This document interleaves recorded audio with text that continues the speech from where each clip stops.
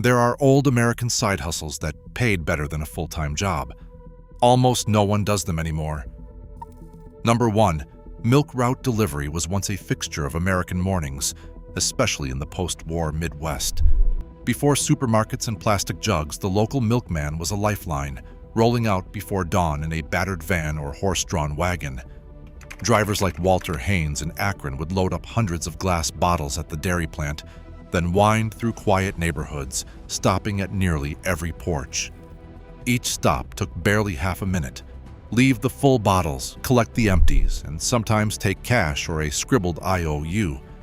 A dedicated route owner could serve 150 to 200 homes in a single morning, earning as much as $150 a week in the late 1950s, which was about 10% more than the average Ohio factory worker. For many, this was a side hustle that paid the bills and then some, especially when tips and butter or cream sales padded the bottom line. But the milk route did not just vanish overnight. In 1959, the Ohio Dairy Board ruled that all milk had to go through cooperative distributors, cutting out the independent routes. The change was swift. Overnight, family-run operations lost their territory, and by the early 1960s, most home delivery was gone. Today, only a handful of artisanal dairies still offer doorstep service, and they face strict health codes and licensing. The old milkman's knowledge, how to keep cream from freezing, how to spot a good cow from a bad one, how to build trust on every block, has faded into memory. Yet, for a generation, the milk route was more than a job. It was a steady, personal connection to the community, and a reminder that sometimes the best way to get ahead was to wake up before everyone else. In second place, the rag and bone collector once moved through the back alleys and city streets of early 20th century America, gathering what the world had thrown away. Before recycling trucks and municipal waste contracts, men like Samuel Rosen in Chicago's Near West Side would rise before dawn, pushing a battered cart or shouldering a burlap sack. Their eyes were trained for value in the overlooked, a scrap of cloth, a broken umbrella, a twisted bit of metal. With a city-issued scrap license costing a penny, Rosen could legally gather up to 200 pounds of rags, paper, and metal in a single morning. At 2 cents a pound for rag in 1932, a good haul meant $3 a day, and a careful collector might net $5 to $6 a week after paying for transport. That was more than a steel mill apprentice could hope for at the time, and all in cash. The work was hard, dirty, and unglamorous, but in the depths of the Depression, it kept food on the table for families who had lost everything else. As the New Deal expanded, the city tightened its grip. By 1935, Chicago's sanitation ordinance required all waste collection to be handled by licensed haulers. Overnight, the informal rag and bone trade was outlawed. Court cases like People versus Rosen confirmed the end of the old ways. Today, informal scavenging is illegal in most cities, and recycling is a regulated business with permits and hazardous waste training. The knowledge these collectors had about how to spot copper under a layer of grime, how to negotiate with junk dealers, and how to survive on the edge of the formal economy has faded into the background. For a generation, though, the rag and bone trade was a lifeline, a lesson in resourcefulness that modern systems have all but erased. Third on our list, the Fuller Brush door-to-door salesperson once turned ordinary neighborhoods into bustling sales territories. In the 1960s, a young man or woman could sign up through a mailer, receive a satchel of sample brushes, and be assigned a patch of city blocks, sometimes a whole small town. The job was all about personal connection. Knock on a stranger's door, offer a quick demonstration, and leave with an order for polish, brooms, or the company's signature miracle brush.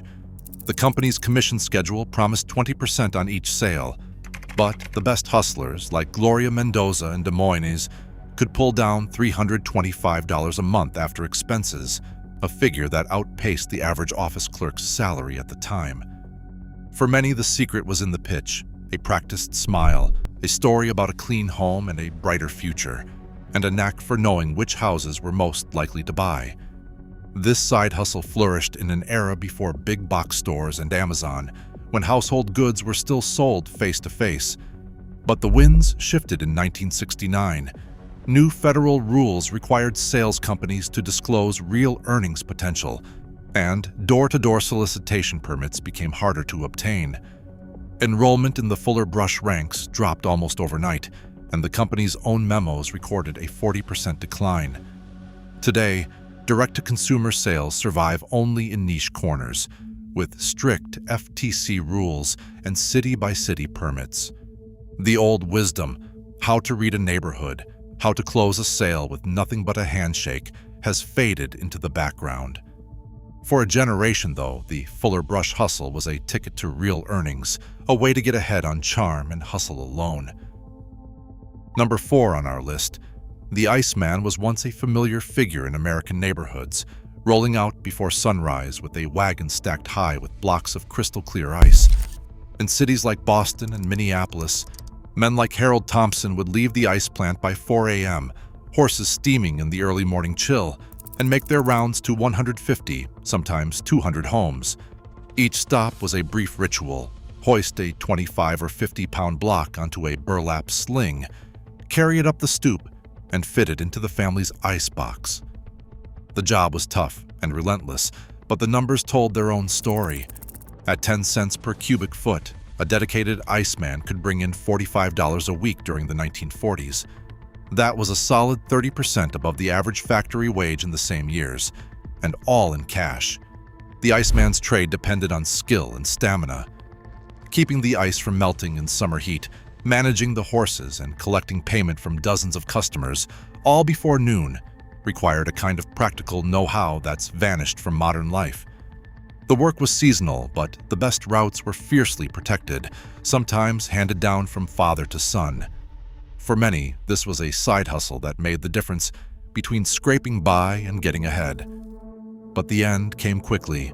After Congress passed the Home Refrigeration Incentive Act in 1938, electric refrigerators moved into American kitchens at a record pace. By the early 1940s, the National Ice Association reported a 70% drop in membership, and the independent Iceman was all but gone. Today, the only places you'll find ice delivery are in the rarefied world of craft cocktails and specialty markets, where health codes and refrigeration rules make the old ways nearly impossible to revive. The Iceman's early morning grind, the knowledge of how to keep a block frozen through a July heat wave, these are skills the modern world no longer needs, but for a time, they paid better than a steady job on the line. Number 5. Number 5. Horsehair mattress repair once filled a quiet but essential niche in American cities. In the early decades of the 20th century, before foam and polyester, a good night's sleep depended on a mattress stuffed with real horsehair, dense, springy, and built to last. Craftsmen like Elias Marconi in Philadelphia would travel from house to house, hauling a canvas bag of raw horsehair and a set of long upholstery needles. The job called for patience. First, unlace the ticking, pull out the old stuffing, then comb, wash, and dry every strand before restuffing and sewing the mattress shut by hand. Each repair took 2 hours, and a skilled worker could charge $2.50 per job in 1915, enough to edge past the average factory wage for a day's work. For families, it was cheaper than buying new bedding, and for the craftsmen, it was steady cash, especially when word of mouth brought in neighbors and friends.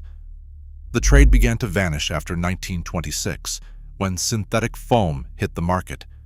By the late 1920s, city health codes in places like Philadelphia banned animal-based bedding in apartment houses, citing sanitation concerns. The old shops disappeared, and the know-how, including judging the quality of horsehair and stitching seams that would not burst, faded out with them. Today, only a handful of antique restorers keep the tradition alive, and they work under strict regulations. For a generation, though, horsehair mattress repair was a side hustle that paid more than punching a clock, built on skill, trust, and a little bit of old-fashioned ingenuity. Across all 15 of these old side hustles, one lesson stands out. The most valuable ways to get ahead are often the ones lost to memory. American ingenuity once turned small trades into real security. In chasing efficiency, we sometimes forget the secrets that built everyday prosperity. What would we rediscover if we looked back?